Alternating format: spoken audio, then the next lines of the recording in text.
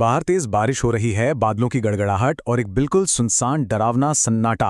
आज हम जिस कहानी का विश्लेषण करने वाले हैं वो किसी डार्क और सिनेमैटिक बॉलीवुड हॉरर थ्रिलर से बिल्कुल कम नहीं है। हमारी इस खौफनाक कहानी का सेंटर है काली हवेली। ये कोई मामूली पुरानी इमारत नहीं है दोस्तों, ये एक ऐसा जाल है जो पिछले 25 सालों से किसी का इंतजार कर रहा है। तो चलिए सीधे इस मिस्ट्री के अंदर चलते हैं और इस पुराने श्राप के हर एक पहलू को डिकोड करते हैं। कहानी शुरू होती है एक ऐसी चेतावनी से जिसे सुनकर किसी की भी रूह कांप जाए। उस हवेली में मत जाना, वो जगह जिंदा नहीं है। एक गांव की बूढ़ी औरत ने ये अल्फाज कहे थे। अब जरा सोचिए, इतनी क्लियर वार्निंग मिलने के बाद भी क्या कोई वहां जाएगा? लेकिन जैसा हमेशा होता है, इस चेतावनी को सिर्फ एक अंधविश्वास समझकर नजरअंदाज कर दिया गया और यहीं से सबसे बड़ी गलती की शुरुआत हुई। रात के ठीक 2:13 बाहर तूफान अपनी चरम सीमा पर है। तेज बिजली कड़कती है और अचानक 25 साल से बंद धूल और जालों में लिपटी हुई एक काली हवेली जाग उठती है। अंदर की पुरानी लाइट्स जल जाती हैं। सोचने वाली बात यह है कि एक वीरान हवेली में अचानक रोशनी कैसे हो सकती है। ये कोई पावर कट का ठीक होना नहीं था, ये एक ट्रिगर था।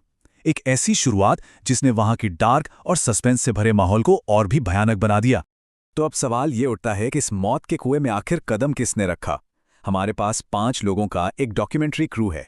आरव, जो एक बिल्कुल निडर फिल्म मेकर है। निशा, एक बेहद स्मार्ट जर्नलिस्ट। कबीर, जो कैमरा संभालता है। सना, एक पैरानॉर्मल रिसर्चर। और विवान, उनका एडिटर। ये पांचों निकल पड़े थे अपने प्रोजेक्ट के लिए। चेहरों पर जोश था, हाथों में फ्लैशलाइट्स और कैमरा थे, लेकिन इस बात से बिल्कुल अनजान कि वो असल में वहां क्या रिकॉर्ड करने वाले हैं। यहीं से शुरू होता है हमारा पहला phase. Section 1, the evidence, unseen presences. चलिए आगे बढ़ते हैं।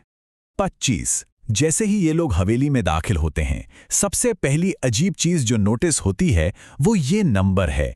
हवेली पूरे 25 सालों से वीरान थी। वहां का विंटेज फर्नीचर धूल से सना था, लेकिन दीवार पर टंगी एक पुरानी घड़ी बिना रुके चल रही थी, बिना किसी बैटरी के, बिना किसी इंसान के मौजूद हुए। ये सच में दिमाग खराब कर देने वाला था। ये गुजरते वक्त का एक बहुत ही खतरनाक और साइकोलॉजिकल इशारा था। आगे बढ़ते हुए ऊपर की मंजिल पर उन्हें एक दरवाजा मिलता है जिस पर बाहर से भारी ताला लगा था और उस दरवाजे पर खून से लिखी थी एक भयानक वार्निंग, मत खोलना। अब आमतौर पर कोई भी समझदार इंसान वहां से पीछे हट जाएगा।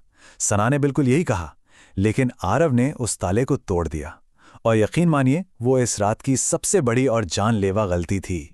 दरवाजा खुलते ही जो नज़ारा सामने आया वो लॉजिक से बिल्कुल परे था। उस कमरे में 20 साल पुरानी तस्वीरें बिखरी पड़ी थी और जानते हैं उन तस्वीरों में किसके चेहरे थे? बिल्कुल इन्हीं 5 दोस्तों के। जरा खुद को उनकी जगह रखकर देखिए। जो लोग अपनी जिंदगी में पहली बार उस गांव में आए हों, उनकी 2 दशक पुरानी तस्वीरें एक बंद कमरे में कैसे हो सकती हैं? और इसी असंभव सवाल के साथ हम अपने अगले हिस्से पर आते हैं। Section 2, the mechanics, the endless time loop.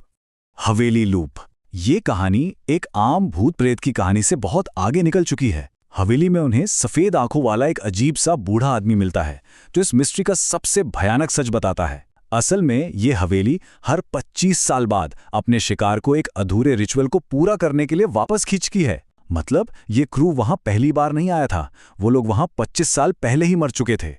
इस सुपरनैचुरल टाइम लूप को ऐसे समझते हैं, 25 साल पहले इस क्रू की मौत एक अधूरे रिचुअल में हो जाती है। उसके बाद के 25 साल हवेली बिल्कुल शांत रहती है, एक भयानक सन्नाटे में अपने अगले शिकार का इंतजार करती है। और प्रेजेंट डे में वही क्रू वापस लौट कर आता है और ये जानलेवा लूप फिर से रीसेट हो जाता है। ये कोई इत्तेफाक नहीं था, ये उनके लिए बिछाया गया एक पूरा ट्रैप था। लेकिन ये सब शुरू कैसे हुआ? इस हवेली में इतनी नफरत कहां से आई? सेक्शन 3, द कर्स ऑफ रूहानी। सना को एक पुरानी डायरी मिलती है जो इस भयानक श्राप की असली वजह बताती है। कहानी है रूहानी की। अपनी शादी की रात इस लड़की को इसी हवेली में बेरहमी से जिंदा जला दिया गया था और मरते वक्त उसने एक अमर श्राप दिया कि जो भी इस हवेली में आएगा वो कभी वापस नहीं जाएगा। वो लंबे काले बालों और खौफनाक काली आंखों वाली औरत जो उन्हें बार बार दिख रही थी, वो रूहानी ही थी जो अपनी ही जलती हुई कब्र में सबको फंसा रही थी। जैसे ये डार्क सीक्रेट सामने आता है, हवेली पूरी तरह से आउट ऑफ कंट्रोल हो जाती है। अचानक सारी लाइट्स बंद हो जाती हैं। घने अंधेरे में सिर्फ एक लड़की की रूह कंपा देने वाली हंसी गूंजती है। दीवारें खून से सन जाती हैं, घड़ियां उल्टी घूमने लगती हैं और उनका एडिटर विवान अचानक गायब हो जाता है। जमीन पर सिर्फ उसका कैमरा मिलता है, जिसमें वो काली आंखों वाली लड़की सीधे लेंस के पार देख रही थी। अब हम कहानी के क्लाइमैक्स की तरफ पढ़ते हैं। Section 4, the ultimate sacrifice. इस पॉइंट पर सिर्फ आरव और निशा जिंदा बचे हैं। उस पुरानी डायरी के मुताबिक इस श्राप को तोड़ने के सिर्फ 2 ही रास्ते थे। ऑप्शन ए, दोनों साथ मिलकर भागने की कोशिश करें, जिसका सीधा सा मतलब था कि श्राप कभी खत्म नहीं होगा और सब मारे जाएंगे।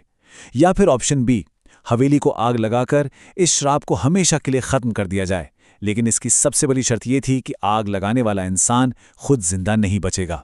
ये एक ऐसी चॉइस थी जहां जीत कर भी अंजाम हार ही था। और आरव एक बहुत ही इमोशनल और दर्दनाक फैसला लेता है। वो निशा को जबरदस्ती हवेली के बाहर धकेल देता है और अंदर आग लगा देता है। पूरी हवेली धू धू कर जलने लगती है। पर उन खतरनाक लपटों के बीच जब आरव आखिरी बार उस घोस्ट को देखता है तो रूहानी मुस्कुरा रही थी। एक ऐसी मुस्कुराहट जो ये बता रही थी कि शायद गेम अभी खत्म नहीं हुआ है। और यहीं से आता है हमारा आखिरी twist. Section 5, the cameras dark secret. सुबह होती है, बारिश रुक चुकी है और हवेली अब सिर्फ राख का ढेर बन चुकी है। बाहर सिर्फ निशा अकेली रोती हुई मिलती है। लेकिन जरा ध्यान दीजिएगा, जब बाद में पुलिस उस मलबे से कैमरा रिकवर करती है और उसकी आखिरी रिकॉर्डिंग देखती है तो होश उड़ जाते हैं। फुटेज में आरव जब अंदर आग लगा रहा था तो उसके ठीक पीछे निशा खड़ी थी। अगर असली निशा बाहर जलती हुई हवेली के पास रो रही थी तो कैमरा के अंदर आरव के पीछे खड़ी वो दूसरी निशा कौन थी? क्या रूहानी ने निशा का रूप ले लिया था? और इसी राख और सन्नाटे के बीच वो टूटी हुई घड़ी अचानक फिर से चलने लगती है और एक फुसफुसाती हुई आवाज गूंजती है, 25 साल बाद फिर मिलेंगे। सच में दिमाग को झकझोर देने वाली कहानी है ना?